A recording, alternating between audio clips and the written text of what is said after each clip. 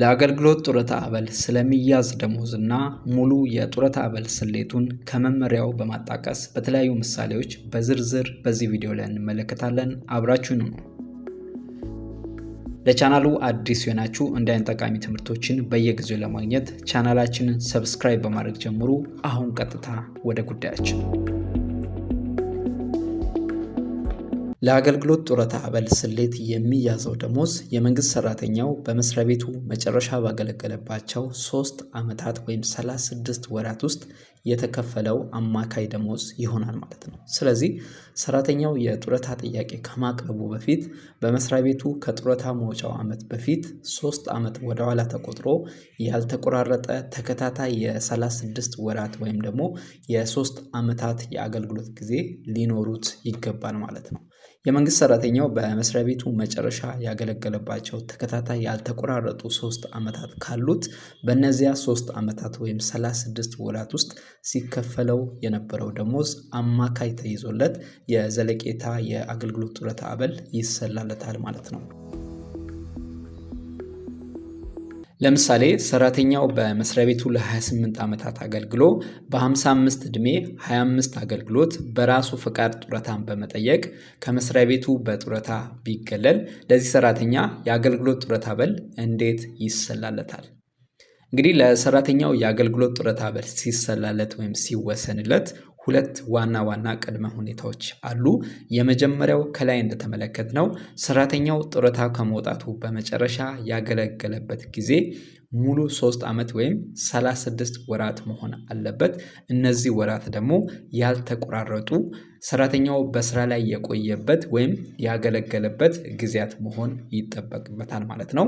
ይህ ቅድመ ሁኔታ ከተሟላ ደግሞ ሰራተኛው መጨረሻ ባገለገለበት 3 ዓመት ወይም 36 ወራት ውስጥ የተከፈለው ወይም ይከፈለው የነበረው አማካይ ደሞዝ ተይዞ የሚሰላለት ይሆናል ማለት ነው። እንግዲህ እነዚህ ሁለቱ ሪኳየርመንቶች ከተሟሉ የ3 ዓመት ወይም የ36 ወራት አማካይ ደሞዝ ወደ ማስላት ይኬዳል ማለት ነው።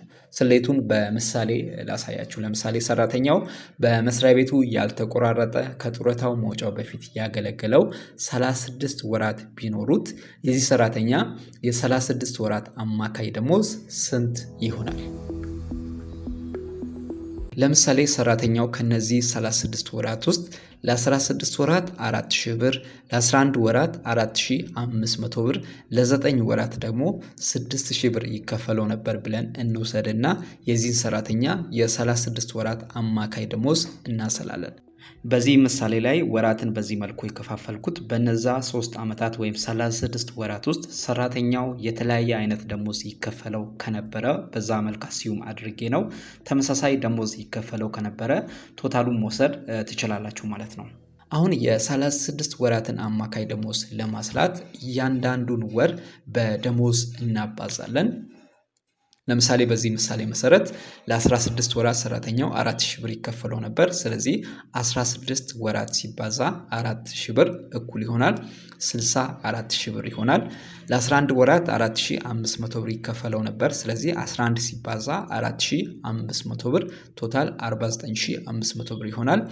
ለ9 ወራት ደግሞ 6000 ብር ይከፈለው ነበር። ስለዚህ 9 ሲባዛ 6000 54000 ብር ይሆናል ማለት ነው። እንግዲህ በድምሩ 64000 ብር ሲደመር 49500 ብር ሲደመር 54000 ብር 167500 ብር ይሆናል ማለት ነው። እንግዲህ በ36 ወራት ሰራተኛው በዚህ ምሳሌ መሰረት የተከፈለው አጠቃላይ ደሞዝ 167500 ብር ይሆናል ማለት ነው። እንግዲህ እኔ የከፋፈልኩት ለስሌቱ እንዲመች ብዬ ነው። በግልጽ በዚህ በተለያየ ወራት የተከፈለው የተለያየ ደሞዝ ከሆነ ማለት ነው። ተመሳሳይ ደሞዝ በነዛ በ36 ወራት ተከፍሎት ከሆነ ያን ቶታሉን መውሰድ ትችላላችሁ ማለት ነው። ኦኬ በዚህ ምሳሌ መሰረት አሁን ሰራተኛው በነዛ በ36 ወራት ወይም በ3 ዓመት ውስጥ ቶታል 167500 ብር ተከፍሎታል ማለት ነው። ኦኬ አሁን የ36 ወራት አማካይ ደሞዝ ወደ ማስላት እንሄዳለን። የ36 ወራት አማካይ ደሞዝ እኩል ይሆናል የ36 ወራት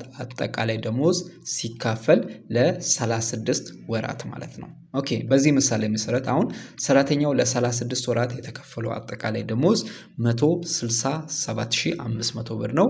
ይህን ለ36 እናካፍላለን። ይሄ 36 ማለት 36 ወራትን ነው የሚያመለክተው ማለት ነው። ይህን ስናካፍል 4652 ብር ከ78 ሳንቲም ይመጣል ማለት ነው። ስለዚህ የዚህ ሰራተኛ የ36 ወራት አማካይ ደሞዝ 4652 ብር ከ78 ሳንቲም ይሆናል ማለት ነው።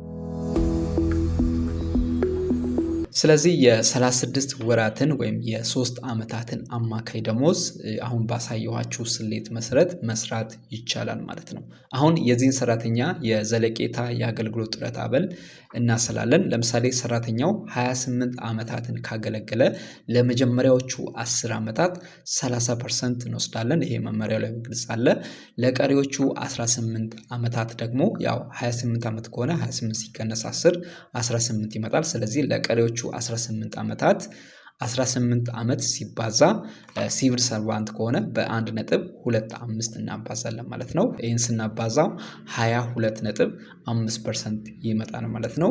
ስለዚህ በድምሩ ለመጀመሪያዎቹ 10 ዓመታት 30% ሲደመር ለቀሪዎቹ 18 ዓመታት ከላይ እንዳሰለነው 22.5% አንድ ላይ ስንደምር 52.5% ይሆናል ማለት ነው። አሁን የዘለቄታ የአገልግሎት ጡረታ አበል እናሰላለን እኩል ይሆናል ብለን የ36 ወራት አማካይ ደሞዝ ከላይ ያሰላነው ማለት ነው። እሱን አሁን ባመጣነው በፐርሰንቱ እናባዛለን ማለት ነው። 52.5% ማለት ነው። ስለዚህ የ36 ወራት አማካይ ደሞዝ ከላይ ባየነው ምሳሌ መሰረት የሰራተኛው አማካይ ደሞዙ 4652 ብር ከ78 ሳንቲም ነው። እሱን በ52.5% እናባዛዋለን።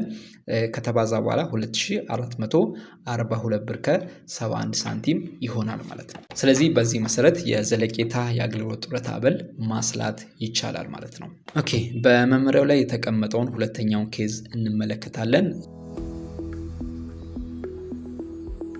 በሰራተኛው በመጨረሻ በተፈጸመ አገልግሎት መሰረት የተከፈለው ደሞዝ 3 ተከታታይ ዓመታት ወይም 36 ወራት የማይሞላ ሆኖ ሲገኝ ይህ ማለት አሁን ከላይ በተመለከትነው ምሳሌ መሰረት ሰራተኛው የአገልግሎት ጡረታ አበል ሲሰላለት የመጀመሪያው ሪኳየርመንት የነበረው በመጨረሻ በመስሪያ ቤቱ ያገለገለበት ያልተቆራረጠ ተከታታይ 3 ዓመት ወይም 36 ወራት አገልግሎት ሊኖረው ይገባል። ያገለገለበት ወይም የተከፈለው ደሞዝ 3 ዓመት ወይም ተከታታይ 36 ወራትን ካልሞላ ቀሪው ወደ ኋላ በመሄድ ቀደም ሲል አገልግሎት በሰጠባቸው ጊዜ ከተከፈለው የወር ደሞዝ እንዲሟላ ይደረጋል ማለት ነው። ለምሳሌ ለ36 ወራት 7 ወር ቀርቶ ወይም ጎሎ ከነበረ ወደ ኋላ 7 ወራትን በመሄድ ከተከፈለው የወር ደሞዝ የሚሟላ ይሆናል ማለት ነው። ከተሟላ በኋላ ደግሞ ከላይ ባሳየዋችሁ መሰረት ስሌቱን ወደ ማስላት ይካሄዳል ማለት ነው። ቀድሞ የ36 ወራት አማካይ ደሞዝ ይሰላል። ከዛ በኋላ የዘለቄታ የአገልግሎት ጡረታ አበል ይሰላል ማለት ነው። ስሌቱም ኦልሬዲ ከላይ ባሳየኋችሁ መንገድ በተመሳሳይ መንገድ ማስላት የምትችሉ ይሆናል ማለት ነው። ጥያቄ የሆነባችሁ ነገር ካለ ኮሜንት ሴክሽን ላይ ጥያቄያችሁን ማስቀመጥ ትችላላችሁ። ለቻናላችን አዲስ የሆናችሁ እንደ አይነት ጠቃሚ ትምህርቶችን በየጊዜው ለማግኘት ቻናላችንን ሰብስክራይብ በማድረግ ቤተሰብ ይሁኑ። ሌላ ደግሞ እንዲሰራላችሁ የምትፈልጉት ነጥብ ካለ ኮሜንት ሴክሽን ላይ ጥያቄያችሁን ማስቀመጥ ትችላላችሁ። በተቻለን አቅም ቶሎ ለመመለስ እንሞክራለን። መልካም ጊዜ፣ መልካም ቆይታ ይሁንላችሁ። እናመሰግናለን።